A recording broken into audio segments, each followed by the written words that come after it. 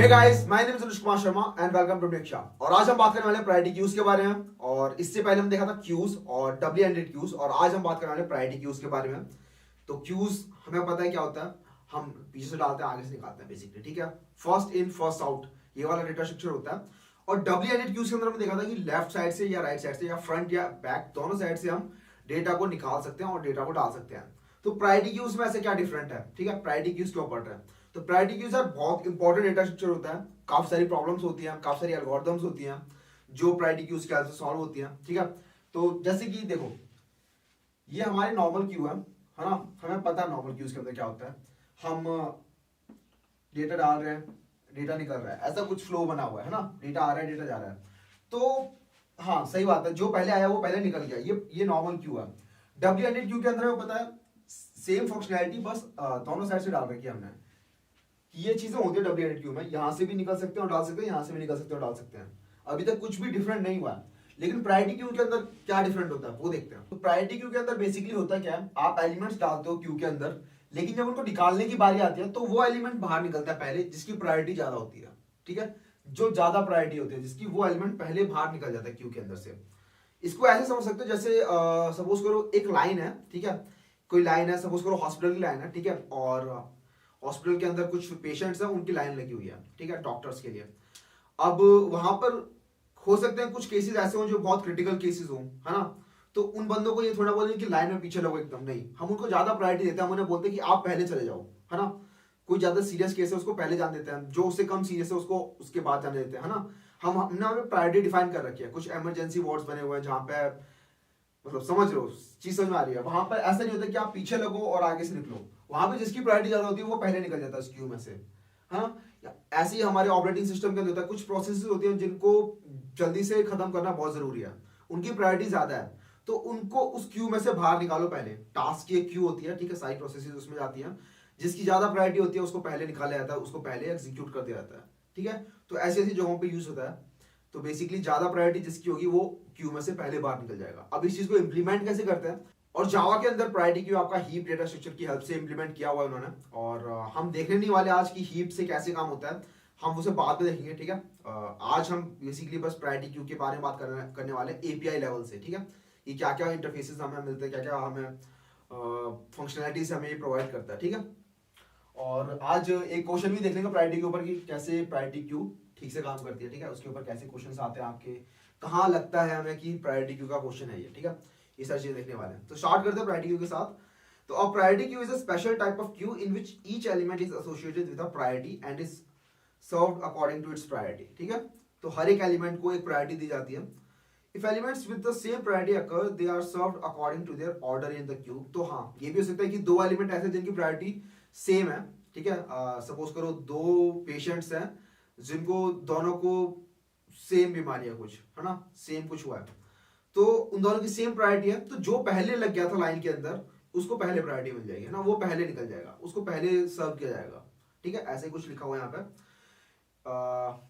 In a queue, the first in first out rule is implemented, whereas in a priority queue, the value are removed on the basis of their priority. The element with the highest priority is removed first. ये मैंने बता दिया आपको। और यहाँ देख सकते हैं priority queue implements queue। Priority queue एक क्लास होती है जो क्यू को implement करती है, ठीक है। आई थिंक एब्स्ट्रैक्ट क्यू को implement करती है, यहाँ पे क्यू लिखा हुआ है, एब्स्ट्रैक्ट क्यू को implement कर रही होती है और उसके कुछ हमें मेथड्स हमें देती है वो, ठीक है। तो उसका एक एग्जांपल देख लेते हैं। तो प्रायोरिटी क्यू के कुछ ऑपरेशंस देख लेते हैं, ठीक है, ये वाली स्लाइड में। तो सपोज करो यहाँ पर हम क्यू के अंदर एलिमेंट्स डाल रहे हैं, अल्फाबेट्स डाल रहे हैं कुछ, और इनकी प्रायोरिटी किस तरीके से डिफाइंड है। तो जो अल्फाबेटिकल ऑर्डर में सबसे लास्ट में आता है, ठीक है, उसकी प्रायोरिटी हाई कर रखी है। तो प्रायोरिटी आप किसी भी तरीके से डिफाइन कर सकते हो, ठीक है। आप प्रायोरिटी क्यू बना रहे हो, जरूरी नहीं आप इंटीजर्स की बना रहे हो, यहाँ पे जैसे कि कैरेक्टर्स की बन रही है। हो सकता है किसी और क्लास के ऑब्जेक्ट की प्रायोरिटी बन रही है, प्रायोरिटी क्यू बन रही है, ठीक है। तो उस क्यू के अंदर कुछ ना कुछ चीज ऐसी होगी जो डिफाइन करेगी उसकी क्रिटिकलनेस को, उसकी प्रायोरिटी को डिफाइन करने के लिए। जैसे अगर आप पेशेंट्स का ऑब्जेक्ट बना के प्रायोरिटी क्यू बना रहे हो, तो वहां पे आप पेशेंट्स के अंदर कुछ ना कुछ ऐसी प्रॉपर्टी डालो जिससे पता चलेगा कि इस पेशेंट की क्रिटिकलिटी लेवल हाई है, ठीक है, इसको पहले सर्व करना है। या फिर आप अगर किसी प्रोसेस का बना रहे हो, जैसे मैंने बताया ऑपरेटिंग सिस्टम के अंदर प्रोसेसेस होती है क्यू के अंदर, तो आप प्रोसेस के अंदर बताते हो कि ये प्रोसेस ज्यादा प्रायोरिटी इसकी क्यों है, ठीक है। तो मेरा कहने का मतलब बेसिकली है कि अगर आप प्रायोरिटी क्यू बना रहे हो तो उसके अंदर जो एलिमेंट्स होंगे वो ऐसे होने चाहिए जिनको एक दूसरे के साथ कंपेयर किया जा सके, जिनमें एक दूसरे को कंपेयर करके देख सके कि किसकी प्रायोरिटी ज्यादा है, कौन ज्यादा है। ठीक है, तो एक कंपेरेबल एक चीज होती है, कंपेरेबल इंटरफेस। तो बेसिकली वो कंपेरेबल होना चाहिए। ठीक है, इंटीजर्स आपके कंपेरेबल होते हैं, यहाँ पे हम कैरेक्टर्स देख रहे हैं, ये भी हम कंपेरेबल है। आपकी स्ट्रिंग्स जो होती है वो कंपेरेबल है, नेचुरल ऑर्डर उनका वही होता है, अल्फाबेटिकल ऑर्डर स्ट्रिंग्स का। लेकिन अगर आप खुद से कोई क्लास बना रहे हो, सपोज करो आपने एक चिल्ड्रन करके क्लास बना ली, स्टूडेंट करके क्लास बना ली, और उसके अंदर आपको डिफाइन करनी है कि दो स्टूडेंट्स में कंपेयर कैसे करूं मैं, स्टूडेंट ए और स्टूडेंट बी के अंदर। तो आपको अपनी क्लास को कंपेरेबल इंटरफेस बनाना होता है, कंपेरेबल इंटरफेस इंप्लीमेंट कराना होता है। ये सारी चीज हम बाद में देखेंगे। ठीक है, आज बेसिक बिल्कुल प्रायोरिटी क्यू के बारे में जानने वाले हैं हम। ठीक है, कि प्रायोरिटी क्यू किस तरीके से इंप्लीमेंट होती है। ठीक है, ज्यादा हम कंपेरेटर्स के बारे में नहीं देखेंगे आज। ठीक है, कंपेरेटर्स के ऊपर एक बिल्कुल सेपरेट वीडियो आएगी जिसके अंदर सारा कुछ बताएगा कंपेरेटर के बारे में। ठीक है, कंपेरेटिबल और कंपेरेबल इंटरफेस के बारे में ये देखते हैं। तो जैसे मैं कह रहा था आपको कि इसके अंदर कुछ अल्फाबेट्स डाल रहे हैं हम। तो सबसे पहले पी इंसर्ट किया, फिर क्यू इंसर्ट किया। तो जब तक आप इंसर्ट कर रहे हो तब तक हमें कोई प्रॉब्लम नहीं है। फिर हमने ई इंसर्ट कर दिया। लेकिन जब हमें रिमूव करने की बारी आती है तो हमें सबसे हाई प्रायोरिटी वाला पहले निकालना है बाहर। ठीक है, तो जब तक आप लाइन में डाल रहे हो, लाइन में डाले जा रहे हो, कोई हमें दिक्कत नहीं। लेकिन जब लाइन से निकालने की बारी आती है तो उस बंदे को पहले निकालो या फिर उस एलिमेंट को पहले निकालो जिसकी प्रायोरिटी ज्यादा है। तो पी क्यू और ई सबसे ज्यादा हाई प्रायोरिटी किसकी है? सबसे ज्यादा हाई प्रायोरिटी क्यू की है, तो रिटर्न वैल्यू होगी क्यू। ठीक है, तो क्यू निकल चुका है। अब आपकी कंडीशन है पी और ई, आपकी जो कंटेंट्स है इसके अंदर वो है पी और ई। ओके, फिर आपने इसके अंदर एक्स डाला, फिर ए डाला, फिर एम डाला। फिर अब रिमूव करने की बारी आई तो अब तक इसमें एलिमेंट थे P E X A M, और जब निकालने की बारी आएगी तो सबसे हाई प्रायोरिटी वाला एलिमेंट कौन सा है? इसके अंदर एक्स है। ठीक है, सबसे लास्ट में एक्स आता है, तो एक्स बाहर निकलेगा। और यहाँ पे देख रहे हो कुछ अनऑर्डर दिया हुआ है कि जब अनऑर्डर था तो ऐसा था, लेकिन ऑर्डरिंग हो जाती है इसके अंदर कुछ। अभी ऑर्डरिंग किस तरीके से हो रही है? तो वो हीप डेटा स्ट्रक्चर जो बताया था मैंने, हीप डेटा स्ट्रक्चर वो ऑर्डरिंग कर रहा है इसके अंदर, सारा कुछ मैनेज वो हीप डेटा स्ट्रक्चर कर रहा है लॉग एंड टाइम के अंदर। अब ये टाइम कॉम्प्लेक्सिटी कैसे आ रही है वो हम नहीं जान पाएंगे जब तक हम हीप ना देखें। तो हीप हम देखेंगे लेकिन आज नहीं, आज हम सिर्फ प्रायोरिटी की देखने वाले हैं। डीप इंप्लीमेंटेशन में आज हम नहीं जाने वाले। ठीक है, पर टेंशन मत लेना, वो भी करेंगे। ओके, तो फिर पी डाला, फिर एल डाला, फिर ई डाला, और रिमूव करने की बारी आई तो सबसे बड़ा पी है तो इसलिए पी बाहर निकल गया। तो समझ में आ गया होगा फंडा आपको प्रायोरिटी क्यू का। ठीक है, और क्यों इंपॉर्टेंट है, क्या है, क्वेश्चन से सॉल्व होते हैं वो भी देखेंगे। सबसे पहले इसके मेथड्स जान लेते हैं।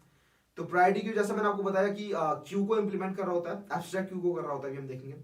तो उसके अंदर सारे क्यू के जो जितनी भी फंक्शनलिटीज होती हैं, क्यू के अंदर जितने भी मेथड्स होते हैं, basically offer, add, peak, element, आपका रिमूव, पोल, ये सारे मिल जाते हैं हमें। ठीक है, हम ये सब यूज करेंगे, ऐड, रिमूव और एलिमेंट। आपकी मर्जी है जो भी फंक्शंस आपको यूज करने हैं। ठीक है, अगर आपने अपनी प्रायोरिटी क्यू बना रखी है तो उसके अंदर सारी इंप्लीमेंटेशन जो कि ऐड, रिमूव और एलिमेंट की, वो प्रायोरिटी क्यू के अंदर जो हीप डेटा स्ट्रक्चर होता है उसकी बेसिस पे होगी। ठीक है, तो अगर आप ऐड कर रहे हो तो वो ऐड होते जाएंगे, लेकिन जब आप रिमूव करोगे तो हाईएस्ट प्रायोरिटी वाला एलिमेंट आपको बाहर निकलेगा। तो एक बार जरा प्रायोरिटी क्यू बनाते हैं। तो जैसे मैंने आपको बताया प्रायोरिटी क्यू एक क्लास होती है, Q U E U E. Let's say string का बनाते हैं।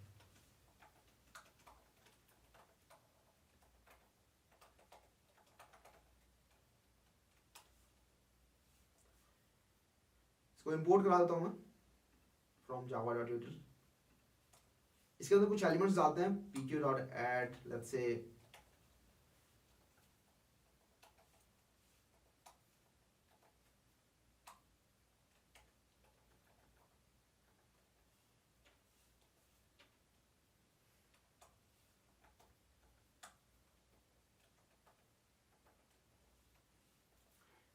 तो यहाँ मैंने 3 एलिमेंट्स डाले हैं, पहला कीवी, फिर एप्पल, फिर बनाना, और एक और डाल देता हूँ बीच में।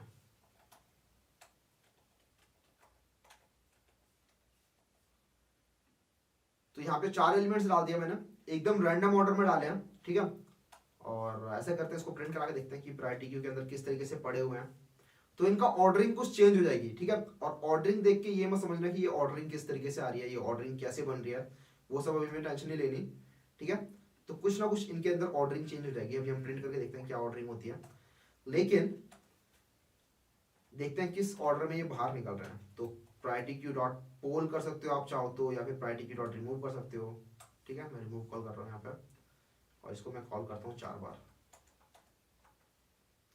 इसको रन करते हैं, देखते हैं क्या होता है। तो यहाँ देख रहे हो, पहले एप्पल आया, फिर बनाना आया, फिर मैंगो आया, फिर कीवी आया, LMNOPQ। तो एग्जैक्टली सॉर्टेड तो नहीं कह सकते हम इसे, ठीक है। एप्पल आया पहले, ठीक है, फिर बनाना आया, लेकिन मैंगो और कीवी में कीवी पहले आना चाहिए था मैंगो से, है ना। ये जो सॉर्टिंग हो रही है यहाँ पे, वो डिक्शनरी के अंदर जैसे सॉर्टिंग होती है ना, जो सबसे पहले अल्फाबेटिकल ऑर्डर में आता है वो सबसे पहले आता है, ये उस तरीके की सॉर्टिंग है। लेकिन ये वैसी भी सॉर्टिंग नहीं है यहाँ पे, है ना। तो इसका मतलब क्या है? इसका मतलब ये हुआ कि प्रायोरिटी क्यू के अंदर एलिमेंट्स जो होते हैं, जब वो स्टोर होते हैं तो वो सॉर्टेड ऑर्डर में नहीं होते हैं। एलिमेंट्स आपके प्रायोरिटी क्यू के अंदर सॉर्टेड ऑर्डर में नहीं डलते हैं, लेकिन जब उन्हें निकालने की बारी आती है तो वो हमेशा सॉर्टेड ऑर्डर में हमें बाहर मिलते हैं, ठीक है। ये बहुत इंपॉर्टेंट चीज है प्रायोरिटी क्यू के अंदर, कि जब आप उन्हें बाहर निकालते हो प्रायोरिटी क्यू के अंदर से कोई भी एलिमेंट को, तो वो सॉर्टेड ऑर्डर में बाहर निकलते हैं। जैसे मैं आपको पहले बताया था कि एक क्यू है, ठीक है, एक लाइन है हॉस्पिटल के आगे, तो जो हाईएस्ट प्रायोरिटी वाला केस होगा वो पहले रिजॉल्व होगा, उससे कम प्रायोरिटी वाला उसके बाद रिजॉल्व होगा। तो एक तरीके से सॉर्टेड फैशन में बाहर निकल रहे हैं, लेकिन एग्जैक्टली उस क्यू के अंदर वो सॉर्टेड नहीं है। तो एक रूम के अंदर वो कैसे भी बैठे हो सकते हैं, तो एक बंदा आएगा, वो बुलाएगा कि अच्छा अब आप आ जाओ, फिर अब आप आ जाओ, तो वो बैठे कैसे भी हो सकते हैं, ठीक है। यहाँ देख लो मैंगो आगे है कीवी से, तो वो हो कैसे भी सकते हैं लिस्ट के अंदर, लेकिन जब उन्हें निकालने की बारी आती है तो हाईएस्ट प्रायोरिटी वाला पहले बाहर निकलता है। तो यहाँ प्रायोरिटी किस तरीके से डिफाइंड है, तो इनकी जो नेचुरल ऑर्डरिंग होती है उस तरीके से डिफाइंड है। तो एप्पल पहले आया, फिर बनाना बाद में आया, उसके बाद फिर कीवी बाहर आ रहा है, फिर मैंगो बाहर आ रहा है, ठीक है। तो क्योंकि कीवी जो है वो मैंगो से पहले आता है डिक्शनरी में, जो ऑर्डर होता है उस हिसाब से, आई थिंक क्रोनोलॉजिकल ऑर्डर कहते हैं ना, क्रोनोलॉजिकल ऑर्डर। तो कीवी पहले आया, फिर मैंगो बाद में आया। तो ये समझ में आ गया होगा आपको, ठीक है। कुछ और एग्जांपल्स भी देख लेते हैं, उससे और क्लियर हो जाएगा।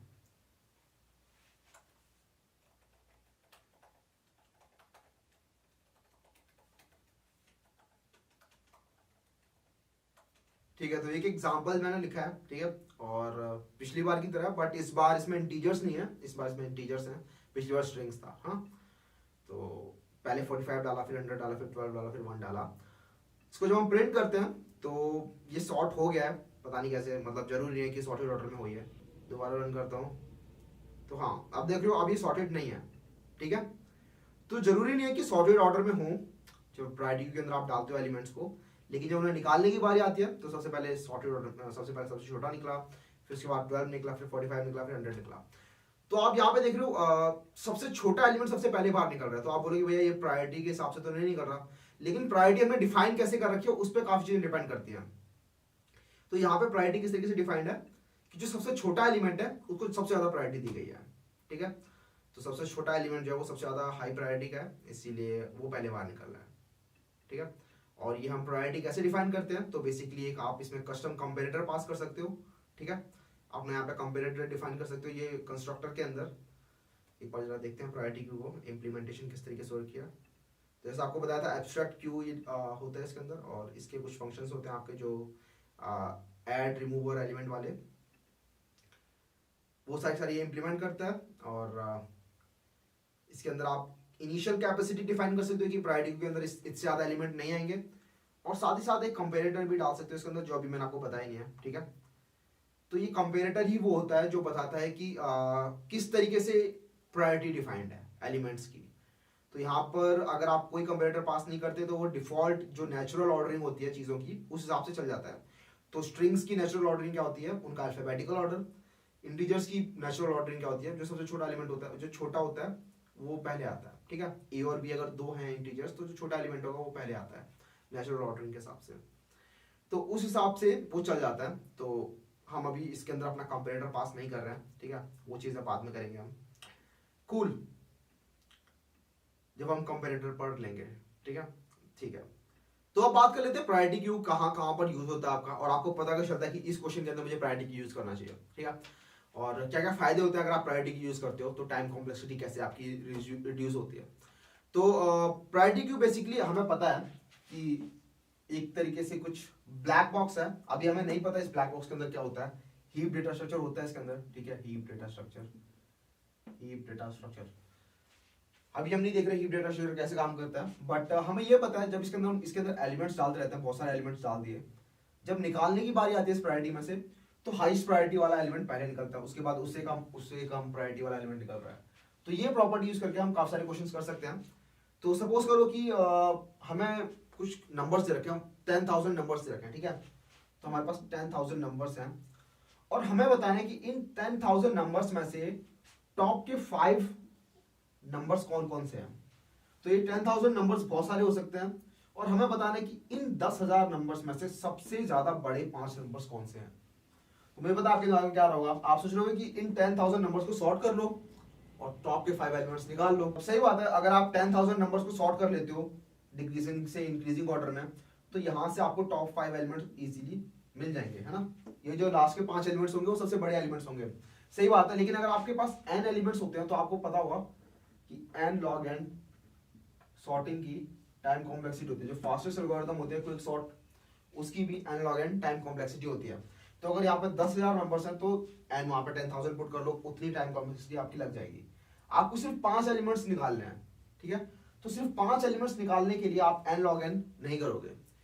ये क्वेश्चन आपका, अगर ये सपोज करो n नंबर्स हैं, ठीक है, और आपको टॉप के एलिमेंट्स बाहर निकालने हैं, ठीक है, n नंबर्स और टॉप के एलिमेंट्स बाहर निकालने हैं, तो प्रायोरिटी क्यू की हेल्प से आपका ये n log k में सॉल्व हो जाता है, ठीक है। अगर n एलिमेंट्स हैं और k आपको बाहर निकालने हैं, टॉप के k एलिमेंट्स, तो आपका ये n log k में सॉल्व हो जाता है और यहाँ पे आप सॉर्ट करने के लिए कहते हैं तो n log n लग जाता है, ठीक है। और k की वैल्यू अगर n के बराबर होगी तो हाँ ये इसके बाद इसके बराबर हो जाएगा। मतलब अगर आपने कह दिया कि टॉप के n एलिमेंट्स निकालो, टॉप के 10,000 एलिमेंट्स निकालो, उसके लिए तो सॉर्ट ही करना पड़ेगा ना। तो हाँ वहां पे उसके इसमें n log n हो जाएगा ये, अगर k की वैल्यू n के बराबर है। लेकिन अगर k की वैल्यू ऐसी है कुछ 5, 6, मतलब इससे बहुत कम है, n से बहुत छोटा है k, तो वहां पे काफी ज्यादा सिग्निफिकेंट इंप्रूवमेंट आती है इस एल्गोरिथम के अंदर प्रायोरिटी क्यू की हेल्प से करने में, ठीक है। तो प्रायोरिटी क्यू बेसिकली करेगा क्या, इसको हटाता हूं मैं। तो सपोज करो ये कुछ नंबर्स हैं और आपको टॉप के 3 नंबर्स बाहर निकालने हैं इसमें से, ठीक है। टॉप के 3 जो नंबर्स हैं, इन नंबर्स में से आपको बाहर निकालना है। तो एक तरीका तो जो आपको बताया कि सॉर्ट कर दो इसको और जो सबसे लास्ट में जो 3 नंबर्स होंगे वो आपके रिक्वायर्ड आंसर होगा। लेकिन उससे अच्छा तरीका क्या है, उससे अच्छा तरीका है प्रायोरिटी क्यू के अंदर आप एलिमेंट्स को डालते रहो। तो हमें नहीं पता प्रायोरिटी क्यू कैसे काम कर रही है। सपोज करो ये मेरी प्रायोरिटी क्यू है, बिल्कुल, तो मैं इसके अंदर 2 को डालता हूं सबसे पहले, ठीक है। तो इसके अंदर हम 3 एलिमेंट्स डालेंगे बेसिकली। तो पहले 2 को डाल दो इसके अंदर, तो 2 चला गया इसके अंदर, 1 को डाल दो 1 चला गया, और फिर 5 को डाल दो 5 चला गया। तो इसके अंदर 3 एलिमेंट्स चले गए मेरे, 2, 1 और 5, ठीक है। अब हम चेक करेंगे इस प्रायोरिटी क्यू में हम पीक कर सकते हैं। बेसिकली हम देख सकते हैं इस प्रायोरिटी क्यू के अंदर, तो जब भी हम पीक करते हैं ना प्रायोरिटी क्यू के अंदर, तो वो एलिमेंट हमें मिलता है जो बाहर निकलने वाला है। ये तो क्यू की प्रॉपर्टी होती है, पीक करने पे वो एलिमेंट हमें मिलता है जो नेक्स्ट बाहर निकलेगा। तो ऐसे ही अगर प्रायोरिटी क्यू के अंदर आप पीक करोगे तो वो एलिमेंट हमें मिलेगा जो बाहर निकलने वाला है। और हमें पता है प्रायोरिटी के अंदर कौन सा एलिमेंट बाहर निकलता है जिसकी प्रायोरिटी सबसे ज्यादा हाई होती है, ठीक है। तो इसके अंदर हमें मिलेगा 1। जब हम पीक कर रहे होंगे तो हमें 1 मिलेगा इसके अंदर, है ना। टॉप से देखेंगे तो 1 मिलेगा। 1 क्यों मिलेगा, क्योंकि 1 सबसे छोटा है इनमें से, 2, 1 और 5 में सबसे छोटा है 1, और 1 हमें पहले मिल जाएगा, है ना। तो हम देखेंगे क्या 1 और 3 में से कौन सा बड़ा है। तो 1 और 3 में से ऑब्वियसली 3 बड़ा है। तो हम बोलेंगे यार इसके अंदर हमें टॉप के 3 नंबर रखने हैं। हमें सबसे छोटे नंबर से बड़ा नंबर तो हमें पहले ही मिल गया, तो 1 को रख के कुछ फायदा होगा, तो 1 को रख के कुछ फायदा नहीं है। तो 1 को बाहर निकालो इसमें से और 3 को डालो इसके अंदर, ठीक है। हमें टॉप के 3 नंबर चाहिए इस लिस्ट के अंदर से। तो इस प्रायोरिटी क्यू के अंदर हमेशा टॉप के 3 नंबर होने चाहिए अब तक जो हमें मिल रहे हैं। तो हमारा 3 चला गया, 1 बाहर निकल गया। अब हम आते हैं 7 पर। तो हम दोबारा से पिक करेंगे अपनी प्रायोरिटी क्यू के अंदर और देखेंगे कि सबसे छोटा एलिमेंट कौन सा है, सबसे ज्यादा हाई प्रायोरिटी किसका। तो सबसे छोटे एलिमेंट की सबसे ज्यादा हाई प्रायोरिटी है, तो 2 बाहर निकलेगा। तो हम देखेंगे 2 है और 7 है। 2 और 7 में से बड़ा कौन सा है, ऑब्वियसली 7 बड़ा है। तो हम इस 2 को बाहर निकाल देंगे, क्योंकि हम इसके अंदर हमेशा सबसे बड़े नंबर रखना चाहते हैं, ठीक है। हम इसमें से जो छोटे छोटे नंबर है उनको धीरे धीरे करके बाहर निकालते रहेंगे। तो 2 हटा 7 आ गया। अब मैं चेक करूंगा 4 के साथ, तो अब दोबारा से पिक करूंगा। तो सबसे छोटा एलिमेंट अब क्या है, 7, 3 और 5 में से, तो 3 है। तो 3 के साथ हम चेक करेंगे 4 है यहाँ पे, ठीक है। तो कौन सा बड़ा है, ऑब्वियसली 4 ज्यादा बड़ा है। तो हम 3 को बाहर निकालेंगे और इसमें 4 डाल देंगे। तो 3 गया और 4 आ गया। अब ये ऑपरेशन कैसे हो रहा है, पता कैसे चल रहा है कि 3 सबसे छोटा है अभी तक, वो सारा आपका हीप डेटा स्ट्रक्चर जब हम पढ़ते हैं तो समझ में आता है, ठीक है। अभी फिलहाल इसको एक तरीके से ब्लैक बॉक्स समझ लो।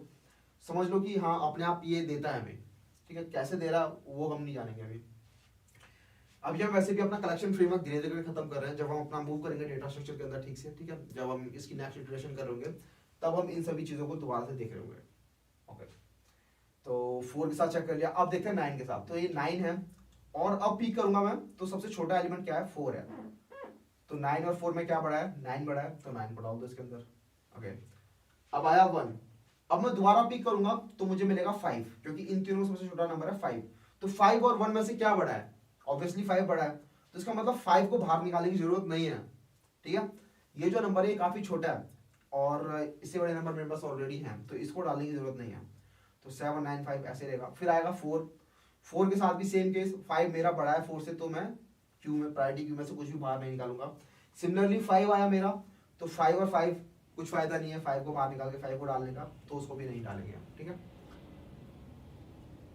तो इन दी एंड हमें जो सबसे टॉप के 3 नंबर्स मिलेंगे वो होंगे हमारे 9 7 और 5, ठीक है। ये टॉप 3 एलिमेंट्स हैं जो हमें मिल जाएंगे। और ये आपका n log n में होता, अगर आप सॉर्ट कर रहे होते, यहाँ पर आपका n log k में हो जाता है। k बेसिकली आपका ये 3 है यहाँ पे, और ये n आपका 10 है, 10 नंबर से ये। तो इस टाइप के क्वेश्चंस होते हैं, तो ये पता चल जाता है हमें पहले से। तो कि कुछ कुछ और क्वेश्चंस भी होते हैं, जैसे कि आपको k लिस्ट दे रखी है, ठीक है, मतलब k लिंक लिस्ट दे रखी है, सपोज करो 5 लिंक लिस्ट दे रखी है आपको, तो 1 2 3 4 5, तो ये 5 आपको लिंक लिस्ट दे रखी है सॉर्टेड ऑर्डर में। तो ये लिंक लिस्ट सारी सारी आपस में सॉर्टेड है, मतलब ये लिंक लिस्ट सॉर्टेड है अपने आप में, ये लिंक लिस्ट अपने आप में सॉर्टेड है, ये लिंक लिस्ट सॉर्टेड है, ये लिंक लिस्ट सॉर्टेड है, ये लिंक लिस्ट सॉर्टेड है। और हमें इन सबको मर्ज करके एक बड़ी लिंक लिस्ट बनाना है इन्हीं नंबरों से। और हम ये चाहते हैं कि ये वाली जो लिंक लिस्ट हो, हमारी बड़ी वाली लिंक लिस्ट, ये भी सॉर्टेड हो। तो एक तरीका जो आता है दिमाग में वो तो ये आता है कि भैया ऐसा करते हैं, इन सभी को डालते हैं एक लिस्ट के अंदर और फिर उस लिस्ट को सॉर्ट कर देते हैं बाद में। तो हाँ, ये भी एक तरीका है, लेकिन अगेन ये आपका n log n चला जाएगा, ठीक है। जितने आप इनका सम होगा n log n, लेकिन उससे भी ज्यादा एफिशिएंट एक तरीका है। ऑलरेडी ये सारी सॉर्टेड है, हमें पता है, ठीक है। तो उस सॉर्टेड प्रॉपर्टी का हम यूज क्यों नहीं करते, तो हम उस सॉर्टेड प्रॉपर्टी का यूज करते रहेंगे। तो सबसे पहले देखेंगे इसमें से जो सबसे पहला एलिमेंट होगा हर एक लिस्ट का, उसमें देखेंगे सबसे छोटा एलिमेंट क्या है। तो ऑब्वियसली हमें प्रायोरिटी क्यू है हमारे पास, तो सबसे छोटा एलिमेंट हमें मिल जाएगा, हम उसको अपनी लिस्ट के अंदर डालेंगे।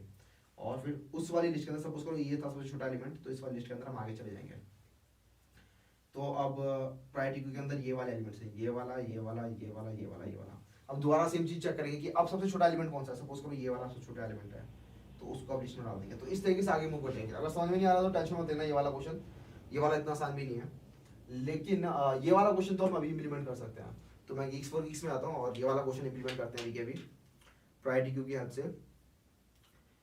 तो ये रहा, और काफी ज्यादा पूछा जाने वाला क्वेश्चन है ये, Amazon, Google, Microsoft, Samsung, Walmart, तो काफी इंपॉर्टेंट क्वेश्चन है। तो given an array of n positive integers, print k largest elements from the array, the output element should be printed in decreasing order। तो ये भी कह रहे हैं कि जो आउटपुट है वो आपको डिक्रीजिंग ऑर्डर में प्रिंट करना है, ठीक है। तो इसका भी ध्यान रखना है हमें आउटपुट प्रिंट करते टाइम। तो आपको याद होगा यहाँ से जो आउटपुट मिलती है हमें, तो हमें जब प्रायोरिटी क्यू हमें मिल गई 7 9 5 की, तो इसमें से आप अगर एक एक करके एलिमेंट प्रिंट करोगे, मतलब अगर आप चाहो तो ये पूरी पूरी प्रायोरिटी क्यू प्रिंट कर दो, लेकिन जरूरी नहीं कि ये प्रायोरिटी क्यू आपकी सॉर्टेड ऑर्डर में हो। हमने देख ही लिया पहले ही कि जरूरी नहीं कि जो प्रायोरिटी क्यू है वो अपने आप में सॉर्टेड ऑर्डर में हो, लेकिन ये पक्का है कि इसमें से जब भी हम एलिमेंट बाहर निकालते हैं तो सबसे पहले सबसे छोटा एलिमेंट निकलेगा, फिर उसके बाद उससे बड़ा, फिर उसके बाद उससे बड़ा, ठीक है। तो हमें उसके बाद सब कुछ कर देने के बाद इस वाली जो प्रायोरिटी क्यू है उसको भी सॉर्ट करना होगा, उसको सॉर्ट कर देंगे। उसके लिए तो हमारे पास है ना कलेक्शन डॉट सॉर्ट, तो हम उसका हेल्प ले सकते हैं, ठीक है। तो यहाँ पे कोड करते हैं। तो हमें टेस्ट केसेस गिवन है कुछ, और हमें कुछ नंबर्स गिवन है, उसके बाद नंबर्स इनपुट कर लेते हैं, ठीक है। तो जल्दी से इनपुट लेता हूँ।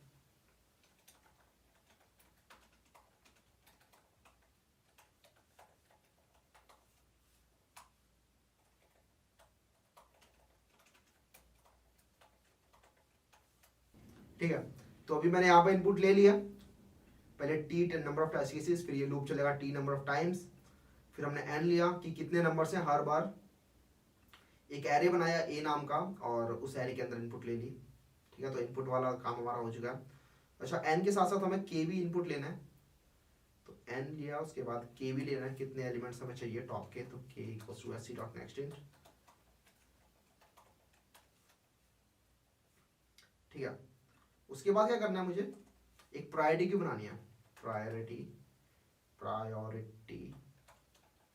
Q of integer, priority.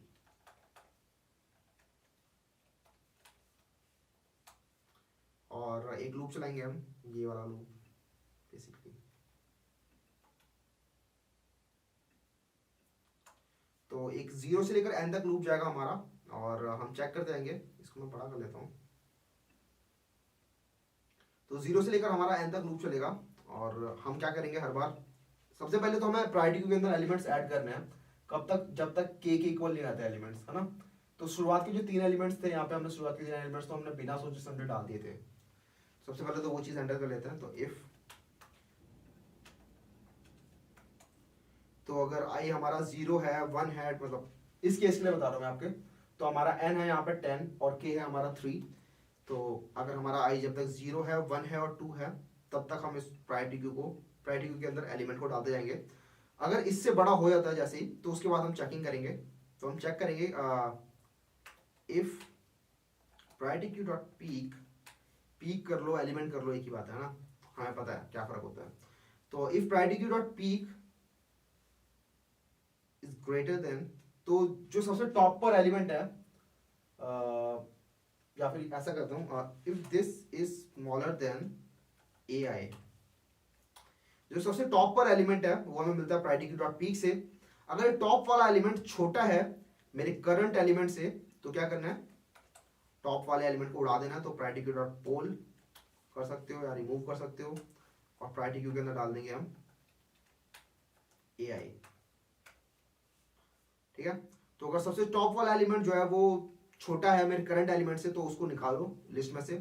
तो प्रायोरिटी क्यू डॉट पोल करने से सबसे छोटा एलिमेंट बाहर निकल जाएगा लिस्ट में से, और उसके बाद लिस्ट के अंदर, इस प्रायोरिटी क्यू के अंदर बेसिकली इस करंट एलिमेंट को डाल दो। तो वो हैंडलिंग यहाँ पे हो जाएगी। अगर ऐसा नहीं है तो कुछ नहीं करना हमें। ठीक है, अगर करंट एलिमेंट पहले से ही बड़ा है, ऑलरेडी बड़ा है ए आई से, तो कुछ करने की जरूरत नहीं है। तो हमारा ऐसा करते करते ये प्रायोरिटी क्यू के अंदर हमारे एलिमेंट फिल हो जाएंगे। तो अब हमारी जो प्रायोरिटी क्यू है उसके अंदर के एलिमेंट्स हैं, और वो सारे टॉप के एलिमेंट्स हैं। ठीक है, टॉप के एलिमेंट्स हैं वो। तो इस प्रायोरिटी क्यू के अंदर से हमें डिसेंडिंग ऑर्डर में चाहिए एलिमेंट। ठीक है, और सबसे पहले जो सबसे बड़ा एलिमेंट है वो चाहिए। बट हमें पता है प्रायोरिटी क्यू के अंदर जब हम निकालने जाएंगे एक एक करके, तो सबसे पहले छोटा एलिमेंट बाहर निकलता है। तो उस चीज़ को मैनेज करने के लिए मैं करूँगा, उस चीज़ को मैनेज करने के लिए यहाँ पे एक एरे लिस्ट बना लेता हूँ ऑफ इंटीजर। ठीक है, मतलब ये सब चीज़ें करनी पड़ती हैं। Answer equals to new array list, और इसके अंदर मैं इस प्रायोरिटी क्यू को डाल दूंगा, क्योंकि एक कलेक्शन है, प्रायोरिटी क्यू एक कलेक्शन है बेसिकली, है ना। तो एरे लिस्ट के अंदर आप एक कलेक्शन डाल सकते हो, तो वो एक कलेक्शन बन जाएगी। ठीक है, तो एक आंसर नाम की एक एरे लिस्ट बन जाएगी, जिसके अंदर एक प्रायोरिटी क्यू वाले एलिमेंट्स होंगे। और हमें पता है प्रायोरिटी क्यू के अंदर जब एलिमेंट्स होते हैं तो किसी भी फैशन में हो सकते हैं, किसी भी रैंडम ऑर्डर में हो सकते हैं। तो मैं इस कलेक्शंस क्लास की हेल्प से इस लिस्ट को सॉर्ट करूंगा, कलेक्शंस डॉट सॉर्ट अपनी आंसर वाली लिस्ट को, और इसके अंदर इसे रिवर्स ऑर्डर में सॉर्ट करना है। तो इसको एक कंपैरेटर पास करना पड़ेगा, कलेक्शंस डॉट रिवर्स ऑर्डर। ठीक है, तो इससे क्या होगा, ये जो आंसर नाम की मेरी जो लिस्ट है ये रिवर्स ऑर्डर में सॉर्ट हो जाएगी। अब ये सॉर्ट हो चुकी है क्योंकि, तो हम इसे प्रिंट कर सकते हैं। तो for let's say int x in answer,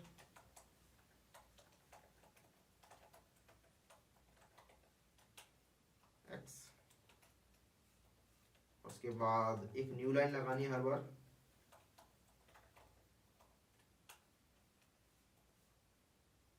इसको मैं रन करता हूं, तो हमारा एक कोड चल रहा है, फॉर दिस इनपुट 787 एंड 23 सही है, और इसके लिए भी सही है। ठीक है, इसे हम अपने कस्टम टेस्ट इनपुट के लिए सॉल्व करते हैं। तो let's say 5 elements, 1 test case, 5 element, top 2 निकालना है 12।